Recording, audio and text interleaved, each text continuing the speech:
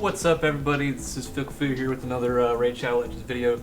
Today I'm not really going to be going over too much progress. I'm just going to want to show what's new in the game, what's going on in terms of the new tournament that just popped, and a couple of champions that might be good to help you out in that situation. Also, if you're reading this, this is kind of old news, but 4 days old. We've got dwarves as a new faction, which is pretty exciting. So it says here, deep beneath the unforgiving mountains of Teleria, a war has raged, hidden from the eyes of the surface races. Driven by their greed for wealth and ancient secrets, the minions of Siroth surged through mountain passes into near-forgotten tunnels to reach the dwarven kingdom that lay hidden within. The surprise and brutality of the attack saw the outer holdings quickly overrun, but the children of the stone answered swiftly. The next wave of invaders and everyone that followed after crashed against stalwart dwarven battalions. Demons, undead, and dark-hearted mortals all fell before hammer and axe. After months of war and loss of too many dwarven lives, the forces of darkness were driven from the mountains. But dwarves do not suffer tragedy lightly. Now they prepare to march on the surface to take back in blood and gold what is rightfully theirs.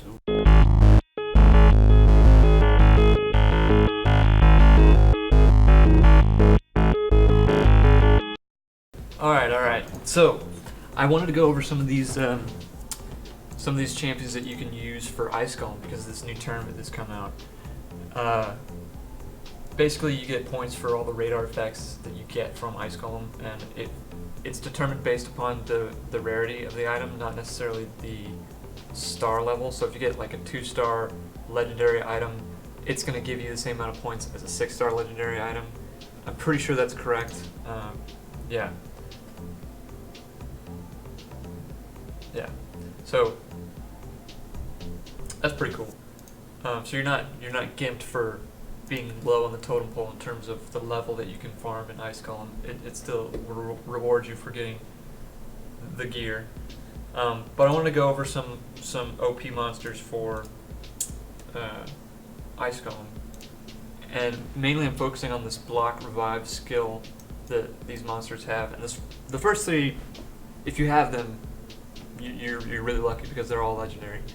But the rest of them should be attainable, and the last two are definitely attainable, and you can get them today and skill them up and everything today if you wanted to get them ready to go.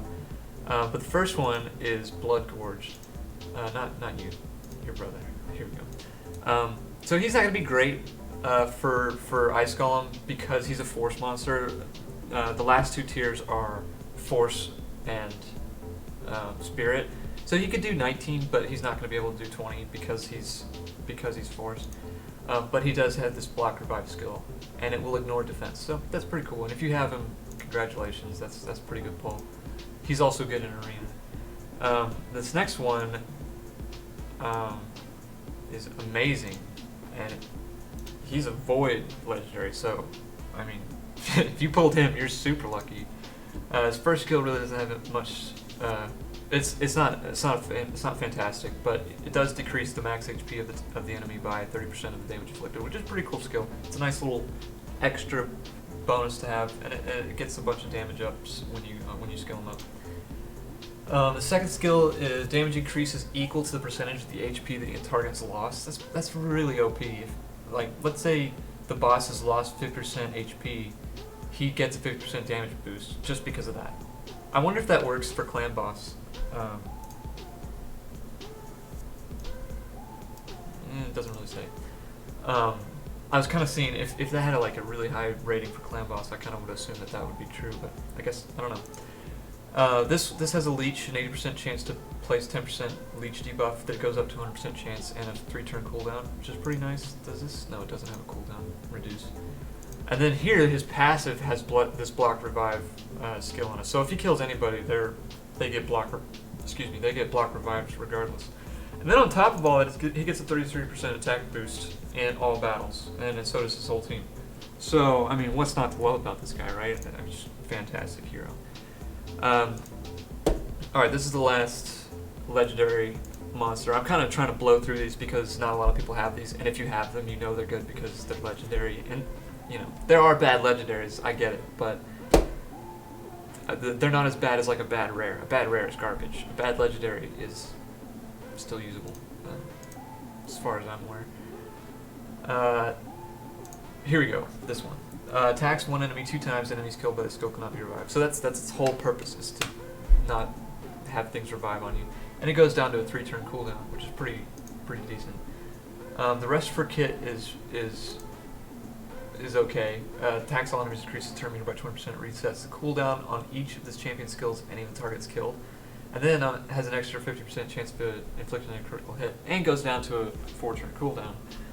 So I mean, this is pretty solid. 19% crit rate increase in all battles. So yeah, she would be pretty good, and she's spirit, so she can run 19 to 20, no problem. All right, the next 3 are epics. So let's see if I can find this guy. He is Sacred Order. Phoenix. So this guy's also spirit, so you can run 19 and 20. But yeah, he has block revive on his skill 1. Yeah, that's why he was awesome. That's why I like this guy. He'll never be without this skill. Like, it'll never be on cooldown. So he can always kill those 2 adds in the boss phase. And these other 2 skills are not bad either. And not just only for Ice Golem, for a lot of places. Of course, block buffs and block cooldown skills, not really useful for Ice Golem, but I'm sure this doesn't have a bad multiplier. It's an AoE, which is nice for getting the adds in the beginning. Yeah, it just blocks cooldowns and blocks buffs, and it goes up to an 80% chance. It's pretty good. And here we have a decreased debuff, a 60% decreased debuff, and a 30% decreased speed debuff for 2 turns. And a 60% chance, and it goes down to a 4-turn cooldown. Awesome. Cool. Really good for the boss. You don't want him moving very often, and this is going to help with that. And this will kill the ads. So if you got Phoenix, congrats. He's awesome for Ice Golem. Next one is Dark Elf, if I'm not mistaken. Yeah, Luria. She also has a block revive skill. This one's on a skill 2, so it will be on cooldown, and this doesn't go. The cooldown turn doesn't go down, so it's always going to be 4-turn cooldown, and it has a 50% chance of placing a freeze debuff for 2 turns, or for 1 turn, excuse me.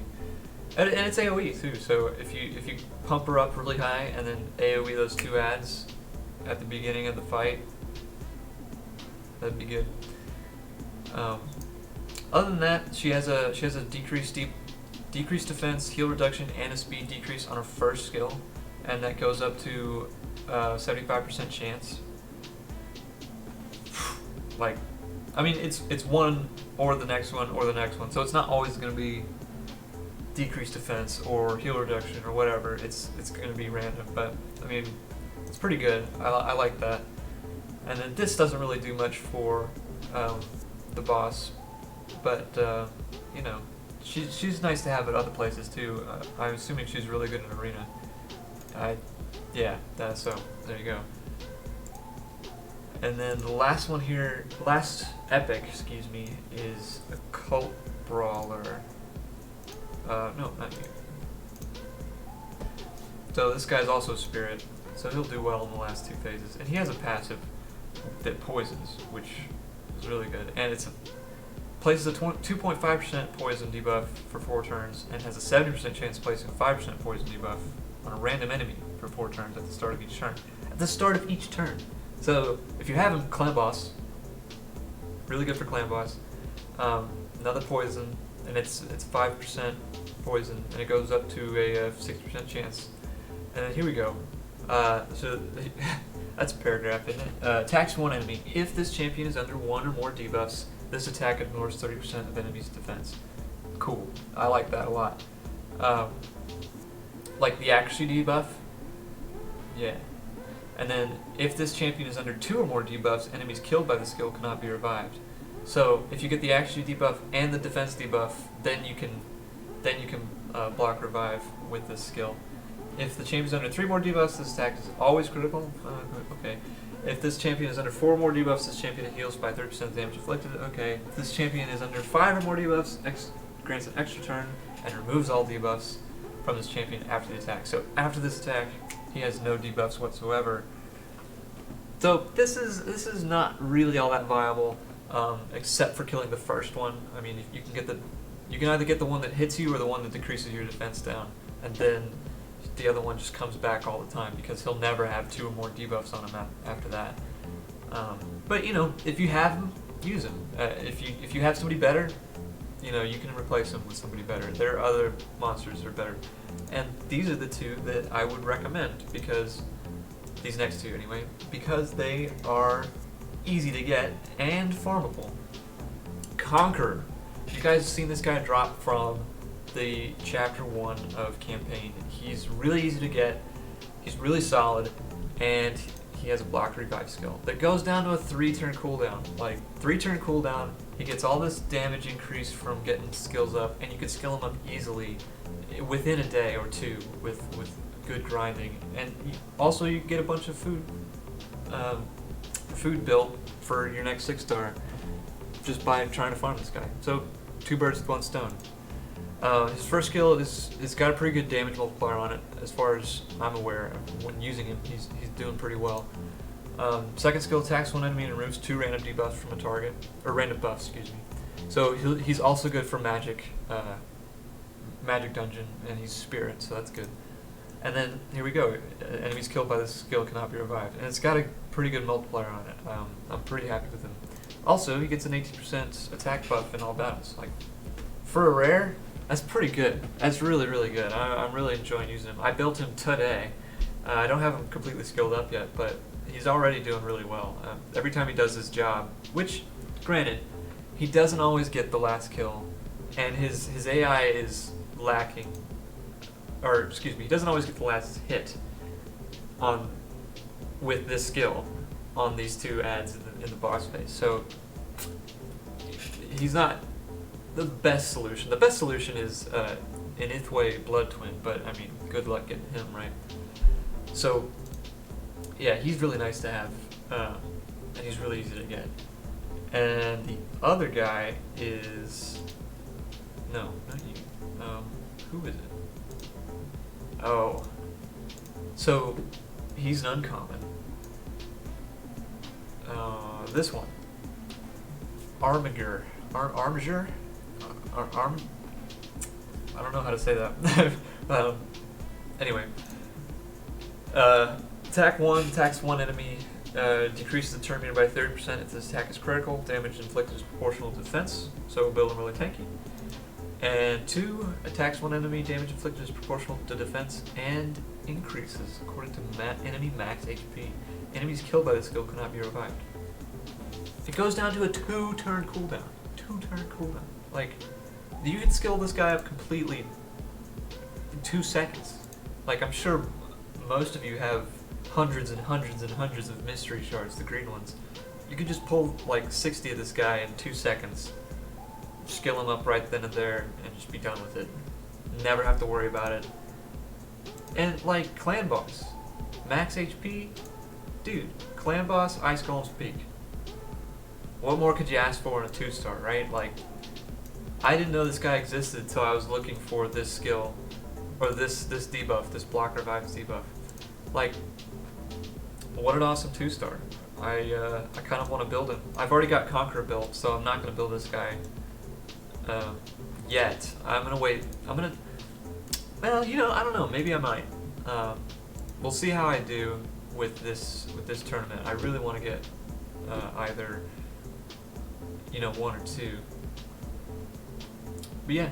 Alright, that's it for me, guys. I hope that helps with y'all's tournament. I hope y'all do really well. I wish everybody could win, you know,